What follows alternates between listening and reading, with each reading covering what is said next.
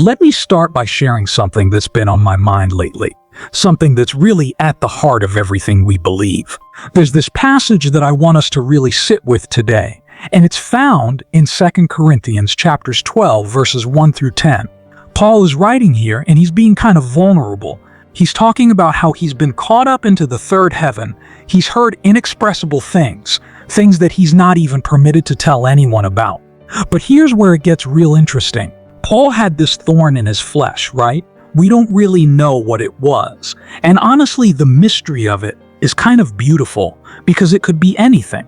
It could be a physical ailment. It could be emotional struggle. It could be the weight of his calling. Whatever it was torturing him. He says it was like a messenger of Satan, tormenting him, keeping him from being too proud about all these incredible spiritual experiences he was having. And here's what I want you to really catch. Paul did what we all do. He prayed about it.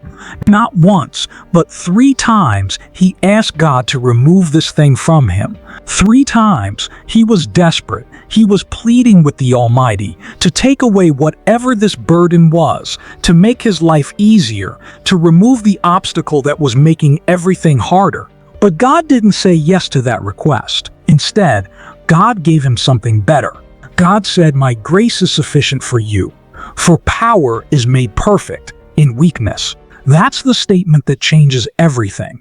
Not "I'll take it away," not "I'll make it easier," but "my grace is enough. My grace is sufficient." I think we miss something really important when we read that passage.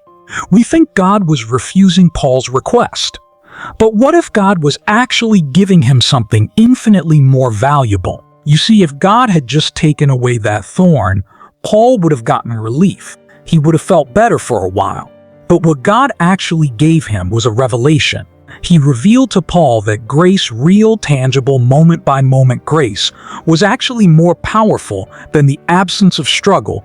That's not easy to sit with. We live in a world where we're constantly trying to eliminate pain, to remove obstacles, to make things smoother and easier. We think that's how life works. We think if we just work hard enough, pray hard enough, believe hard enough, then the difficult things will go away.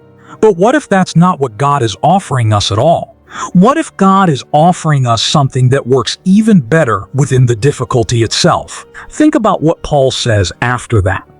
He doesn't say, "Great, so I just have to endure this." No, he says something radical.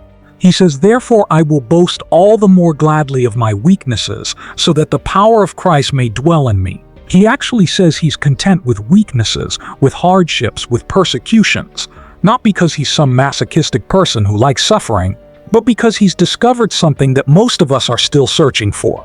He's discovered that God's grace is active, it's alive, it's working within the mess, not just after the mess is cleaned up.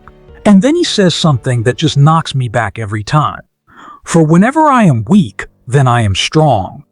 Weak and strong at the same time. Suffering and experiencing God's power at the same time. This isn't poetry, this is reality. Here's what I'm realizing. We've been asking God all wrong. We've been asking Him to change our circumstances, and sometimes He does. But what we should really be asking is, "God, give me the grace to handle this." Because that's actually what He's offering. Grace isn't just about getting into heaven, though it definitely is that. Grace is about living today, right now, in whatever situation you're in, with the conscious awareness that God's strength is flowing through you. It's about knowing that you don't have to figure it all out. You don't have to be strong enough on your own. You don't have to have all the answers. God has already provided what you need. When Paul understood this, everything changed for him. He stopped seeing his weakness as a disqualification. He stopped seeing his struggles as evidence that God had abandoned him. Instead, he saw them as the exact place where God's power would be most clearly visible. And I wonder if that's what's missing from so many of our lives today. We're exhausted because we're trying to solve everything on our own. We're anxious because we're trying to make sure everything turns out okay. We're stressed because we're bearing the weight of our own lives, and that weight is crushing us. But what if we've been invited into something different? What if we've been invited to trust that God has already figured out what we need? That's the essence of grace, actually. Grace is what we receive when we stop trying to earn it, when we stop trying to deserve it, when we simply acknowledge that we can't do this on our own. I want to talk about that grace now because it's not just a theological concept. It's not just something for people like Paul who have these dramatic spiritual experiences. It's for you. It's for your morning when you're stressed about work. It's for your relationship that feels broken. It's for your finances that don't add up. It's for your health that's uncertain. It's for your dreams that haven't come true yet. Grace is there, and it's sufficient. There's another passage I want to bring into this conversation, and it's from Ephesians chapter 2, verses 8 and 9. Paul writes, "For by grace you have been saved, through faith, and this is not from yourselves, it is the gift of God, not by works, so that no one can boast." Let me just unpack this for a second, because I think we've reduced this passage to something that only happens at one moment in our lives. We think of it as the moment we became a Christian, the moment we were saved. And yes, that's part of it. But I think there's something bigger happening here. Paul is saying something really revolutionary. He's saying that your salvation, your wholeness, your restoration, your reconciliation with God isn't based on what you've done. It's not based on your performance. It's not based on whether you've been good enough, or tried hard enough, or prayed enough, or worshiped enough, or served enough. It's based entirely on grace. It's a gift. And then he adds, not by works, so that no one can boast. Do you know why he says that? Because if it was based on works, if it was based on what we could achieve, then we'd have something to boast about. We'd be able to point to ourselves and say, look what I did. Look how much I accomplished. Look how hard I tried. But grace doesn't work that way. Grace says you couldn't do it. You can't do it, so God did it for you. And that's actually the most liberating thing you can hear. I think about how much of our lives we spend trying to prove our worth. We're trying to show people, show ourselves, show God that we matter. We're trying to earn approval. We're trying to be significant. We're trying to make ourselves valuable. But grace says that your value isn't something you have to earn. It's not something you have to achieve. You already have it. God has already given it to you. It's a gift that was wrapped up for you before you even knew you needed it. This is why the gospel is good news. This is why it's called good news. Because it comes to us when we're at our absolute end, when we realize we can't do this on our own, and it tells us that we don't have to. Someone else has already done it. Someone else has already worked it out. And I know that sounds too simple. I know it sounds like there must be more to it. We're so used to working for what we get that we're suspicious of gifts. We think there's got to be a catch. There's got to be some fine print. But there isn't. That's what grace is. It's the thing that can't be earned because it was never meant to be earned. So why do we live like we still have to earn it? Why do we live like we have to prove ourselves to God? Why do we live like we have to figure it all out on our own? I think it's because we don't really believe it. We believe it theologically. We can quote the verses. We understand the doctrine. But we don't believe it in our bones. We don't live like it's true. Paul is inviting us to believe it. He's inviting us to live as if it's true. He's inviting us to receive the gift that's already been given, to accept the grace that's already been poured out, to stop working so hard to deserve something we've already been freely given. There's something that happens when you really start to believe this. When you really start to live like grace is sufficient. Your whole life changes. The anxiety doesn't disappear immediately, but it loosens its grip. The pressure doesn't go away, but it becomes bearable because you're not carrying it alone. The struggles don't vanish, but you stop seeing them as evidence that you're failing. Instead, you start to see them differently. You start to see them as opportunities for grace to show up. You start to see them as places where God's power gets to demonstrate itself. And that's not just positive thinking. That's not just a different perspective. That's reality. That's the actual structure of how God works in our lives. Now, I want to bring one more passage into this conversation, and it's from John chapter 1, verses 16 and 17. John writes, "Out of his fullness, we have all received grace in place of grace already given. For the law was given through Moses, grace and truth came through Jesus Christ. I love this passage because it suggests that grace isn't a one-time thing. It's not like you receive grace once and then you're done. It's continuous. It's grace in place of grace already given. It's like waves. One wave of grace comes and washes over you, and then another wave comes and washes over you, and then another. This is what the Christian life actually is. It's not about having one spiritual experience that sets you up for the rest of your life. It's not about reaching some spiritual achievement level where you've got it all figured out. It's about living in the constant, continuous flowing grace of God. Every morning, new grace. Every moment you mess up, new grace to cover it. Every time you fail, new grace to lift you up. Every time you're overwhelmed, new grace to sustain you. Grace on top of grace on top of grace. John makes a contrast here between the law and grace. The law was given through Moses. These are the rules. These are what you have to do to be acceptable. Here's how you measure up. But grace came through Jesus. And grace isn't about measuring up. Grace is about being known, being loved, being accepted exactly as you are. This is a completely different operating system. Under the law, you're constantly anxious because you're always afraid you haven't done enough. Under grace, you're constantly amazed because you're realizing that nothing you do can change how much you're loved. I think about how much of our Christian life we've spent trying to live under a hybrid system. We say we believe in grace, but we still live like the law is in effect. We still measure ourselves constantly. We still compare ourselves to others. We still think that if we just try a little harder, believe a little stronger, pray a little more, then we'll finally be good enough. But that's not how grace works. Grace says you're already good enough, not because of anything you've done, but because of whose you are. You belong to God. That's enough. And I know that can sound almost scary. If we're not constantly striving, if we're not constantly trying to improve and achieve, what does that make us? But that's the lie we've been told our whole lives. We think our worth is tied to our productivity. We think we're only valuable if we're accomplishing something. But grace says your worth is intrinsic. Your worth isn't dependent on what you do. Your worth is who you are, a beloved child of God. This is what it means to live by grace. It means waking up in the morning and knowing that whatever happens today, you're loved. It means making a mistake at work and knowing that you're still valuable. It means having a bad day with your family and knowing that you're still acceptable.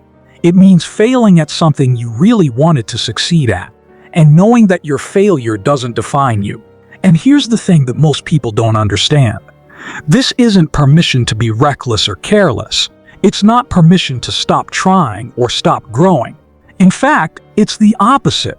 When you're not spending all your energy trying to prove your worth, you have energy left over to actually grow, to actually become the person God is inviting you to become. When you're not anxious about whether you're good enough, you can actually focus on being good. When you're not worried about earning love, you can actually learn how to give it away. When you're not exhausted from trying to deserve grace, you can actually start to embody it. This is what Paul discovered in his weakness. When he stopped trying to be strong enough on his own and started leaning into God's grace, something shifted. He became stronger, not in his own power, but in God's power working through him. And that's available to you. That's not something that was just for Paul. That's not something that was just for the apostles. That's something that's for anyone who's willing to receive it. That's for you. I wonder what would change in your life if you really believed that grace was sufficient. I wonder what would change if you stopped trying so hard to figure it all out and instead just trusted that God had already figured it out. I wonder what would change if you stopped measuring your worth and just received your worth as a gift. Maybe you'd sleep better at night. Maybe you'd worry less. Maybe you'd be kinder to yourself. Maybe you'd be more generous with others because you wouldn't be so depleted. Maybe you'd take more risks because you wouldn't be so afraid of failing. Maybe you'd love more freely because you wouldn't be so afraid of being hurt. The implications of grace are actually enormous. Let me be really honest with you for a second. There are nights when I lie awake and I'm thinking about all the things I said wrong that day, all the ways I messed up, all the people I let down, all the things I should have done better. And in those moments, grace feels like a lie. It feels like God should be upset with me. It feels like I should suffer some kind of consequence. But then I remember I already did suffer the consequence. That's what the cross is about. Jesus already took the hit. Jesus already absorbed the punishment. Jesus already made the payment. So what's left for me? What's left is just grace, just the incredible, mind-bending, incomprehensible grace of a God who loves me more than I love myself. And when I really sit with that, everything settles down. The anxiety doesn't disappear, but it becomes manageable because I remember that I'm not carrying it alone. The shame starts to lift because I remember that I've already been forgiven, and forgiveness doesn't mean condoning what I did, it means I don't have to live in it forever. This is grace. This is what it actually means. And here's what I want to tell you right now, today. You don't have to have it all figured out. You don't have to be perfect. You don't have to earn God's love. You don't have to prove your worth. You don't have to work for grace. It's already there. It's already been given. It's been wrapped up and offered to you. All you have to do is receive it. I think about how much pain we cause ourselves by trying to be something we're not, trying to be strong enough, trying to be good enough, trying to be worthy enough, trying to be enough, period.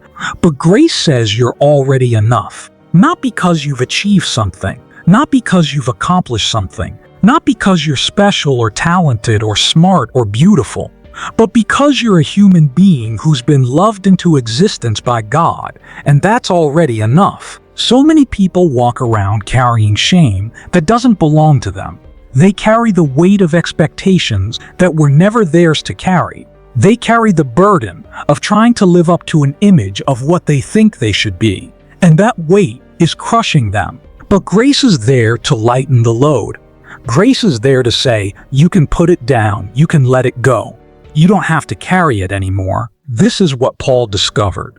When he accepted that his grace was sufficient, he was able to put down the need to be impressive, the need to be perfect, the need to prove himself. And in that moment of release, he actually became more powerful, more effective, more alive than he'd ever been before. I think that's what's available to you. I think that's what's waiting for you.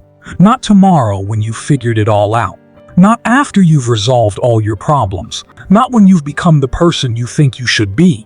But right now, exactly as you are, with all your mess and your struggle and your uncertainty, right now, grace is sufficient. Let me close with a prayer. Father, I'm bringing before you right now all the people listening to this, all the people reading this, and I'm asking you to help us understand what it really means that your grace is sufficient. Help us to stop trying so hard to earn something we've already been given. Help us to stop measuring ourselves against impossible standards. Help us to stop carrying shame that was never ours to carry. Help us to understand that you've already worked it out for us. Help us to see that the weight we're carrying is too heavy because it was never meant to be ours. Help us to let it go and to instead lean into the grace that's flowing toward us constantly. Help us to be gentle with ourselves the way you are gentle with us. Help us to extend mercy the way you extend mercy. Help us to love ourselves the way you love us, not because we deserve it, but because that's the nature of love. Forgive us for all the ways we've run from grace, all the ways we've tried to work for something that can't be earned, all the ways we've doubted that you could really love us this much. And help us to wake up tomorrow morning and believe it just a little bit more. Help us to live like it's true because it is true. Help us to stop existing in the gap between who we are and who we think we should be, and instead just be okay with who we are right now. Give us the courage to receive the gift. Give us the humility to admit we can't do this on our own. Give us the faith to trust that you've got us, that you've already worked it out, that your grace is more than enough to carry us through whatever we're facing. Thank you for the cross. Thank you for the resurrection. Thank you for the promise that we're never too far gone, never too broken, never too messed up to be loved. Thank you for a grace that doesn't depend on our performance. In the name of Jesus Christ, who is the embodiment of grace and truth, we pray. Amen.